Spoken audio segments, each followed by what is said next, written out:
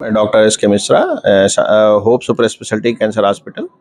यहाँ पे हमारे पास जो बीएससी नर्सिंग और जीएनएम के स्टूडेंट हैं, इन्होंने जो है आज वर्ल्ड कैंसर डे पर जो है प्रतिभाग लिया है और अपने नाटक द्वारा और अपने स्पीच द्वारा और समाज में एक संदेश दिया है कि कैंसर से घबराया नहीं।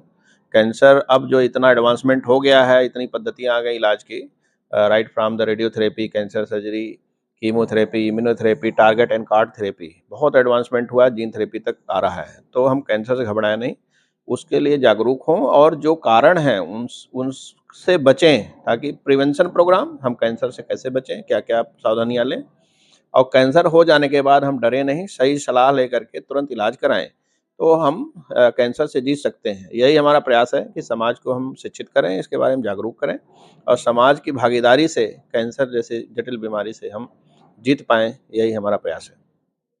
आज भी कुछ भ्रांतियाँ हैं, इतने प्रोग्रेस होने के बावजूद भी कैंसर एक जानलेवा हाँ, बीमारी है, हाँ। तो उसके लिए जागरूक कैसे करेंगे थोड़ा? भ्रांतियाँ हैं कि जैसे होता है कि कैंसर है तो चमत्कार की दिशा में लोग भागते हैं। तो वो जो क्रूशियल पीरियड है, कैंसर प्रतिदिन बढ़ रहा है, सेल्स हमेशा डेवलप हो रही हैं और हमने इस क्रूशियल 1.5 महीना जो होता है हमारा इनिशियल, वो गोल्डन डेज़ हैं। उसमें अगर हमने ट्रीटमेंट डायग्नोसिस और फिर तुरंत इलाज, वो ठीक हो जाएँगे। लेकिन जिसने जो ये समय 1.5 महीने का समय अ, चमत्कार की चाहत में देसी दवाइयाँ हैं या इधर-उधर सलाह ले ले लिया, आस-पास के लोगों से सलाह ले रहे हैं, जबकि वो कारगर नहीं हो पाए हैं।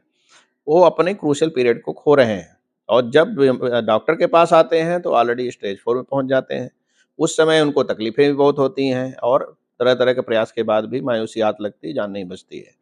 तो कैंसर का जैसे पता लगे, तुरंत आप जो है अच्छे डॉक्टर के पास जाकर के अपनी तुरंत जाँच कराएँ और जो एस्टेब्लिश्ड ट्रीटमेंट प्रोटोकॉल है उसको फ़ॉलो करें, तो आप ठीक हो जाएँगे। अब एक भ्रांति है कीमोथेरेपी आदमी सह नहीं पाएगा, तो सह नहीं, ऐसा नहीं है। हर आदमी बॉडी सरफेस एरिया हम लोग कैलकुलेट करते हैं, वो चाहे बुजुर्ग आदमी हो, चाहे बच्चा हो, चाहे मिडल एज हो।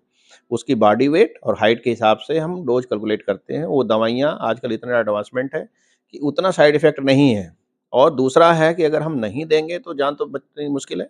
कीमोथेरेपी में 1-2 दिन, 3 दिन थोड़ी बहुत समस्याएँ होती हैं, उसका हम लोग दवाइयाँ दे के प्री मेडिकेशन करके उसकी तीव्रता को घटा देते हैं ताकि आदमी उसको सह पाए और हम उससे लड़ाई लड़ पाएँ। सिमिलरली भ्रांति है रेडियोथेरेपी कि हम सिकाई करेंगे तो हम सह नहीं पाएँगे। अरे भाई, रेडियोथेरेपी से इनविजिबल रेज़ जाती हैं जो आजकल इतना एडवांसमेंट है, जिसमें जो कैंसर वाले एरिया में ही सिकाई का किरणों का रेज़ जा रही है, जो कैंसर सेल्स को सटीक मार रही हैं, आस-पास के ऑर्गन पे उनका कोई असर नहीं है। तो उसमें साइड इफ़ेक्ट भी बहुत कम ना के बराबर ही है। अब किसी असाध्य बीमारी से जीतने के लिए थोड़ी बहुत कष्ट तो झेलना ही होता है, लेकिन अगर हम साहस दिखाएँगे, इन बातों से नहीं भ्रमित होंगे, तो हम ठीक हो जाएँगे कैंसर से।